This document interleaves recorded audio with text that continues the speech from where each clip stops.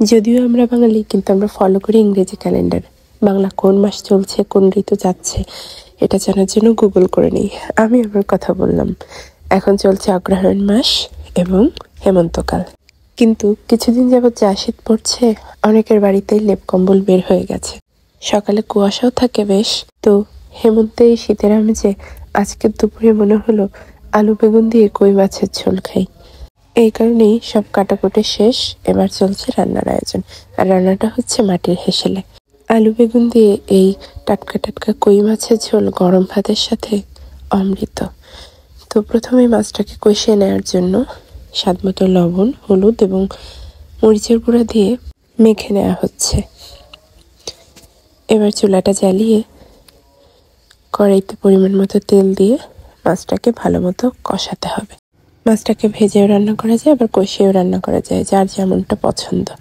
তো আজকে আমাদের কষিয়েই রান্না করা হচ্ছে, যেহেতু এটা দেশি কই, খেতেও বেশ ভালো লাগে এভাবে রান্না করলে। তো মাছটা কষিয়ে তুলে রাখা হচ্ছে। এবার কড়াইতে আরেকটু তেল যোগ করে এর মধ্যে দিয়ে দেওয়া হচ্ছে পেঁয়াজ কুচি, ভালো করে রাখা কাঁচামরিচ। এটাকে একটু নরম করে নিতে হবে। এরপর এর মধ্যে যোগ করা হলো জিরার পেস্ট এবং পেঁয়াজের পেস্ট। মাছে অবশ্য আদা রসুন ব্যবহার না করাই ভালো, এতে করে খেতে ভালো লাগে না। এরপর এর মধ্যে যোগ করা হচ্ছে স্বাদমতো লবণ, হলুদের গুঁড়া, মরিচের গুঁড়া, ধনিয়া গুঁড়া এবং সামান্য একটু জিরার গুঁড়া। সামান্য একটু পানি যোগ করে মশলাটাকে ভালো মতো কষিয়ে নেওয়া হচ্ছে, যাতে কাঁচা গন্ধটা আর না থাকে।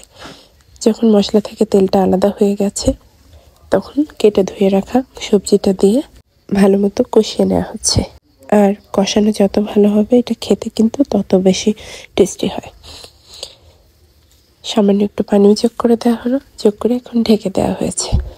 এখানে কিন্তু 80% রান্না ডান হয়ে যায় ভালো মতো কষিয়ে নেবার পর। যেহেতু এটা পাতলা ঝোল হবে, এ কারণে পরিমাণ মতো পানি যোগ করে ঝোলটা দিয়ে দেওয়া হলো।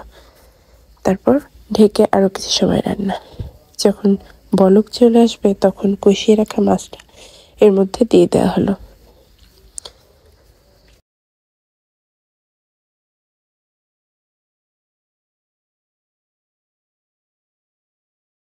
আর মাঝে মধ্যে ঢাকনা খুলে একটু নেড়ে দেওয়া হচ্ছে।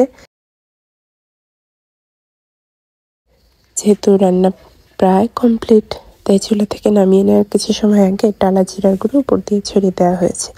এতে করে টেস্টটা ভালো আসে। যদি ধনিয়া পাতা থাকে তাহলে কিন্তু কুচি করে উপর দিয়ে দিলেও খেতে বেশ ভালো লাগে। আলু বেগুন দিয়ে কই মাছের ঝোল কিন্তু খাওয়ার জন্য একদম প্রস্তুত। আমাদের আজকের আয়োজন আপনাদের কেমন লাগলো জানাবেন।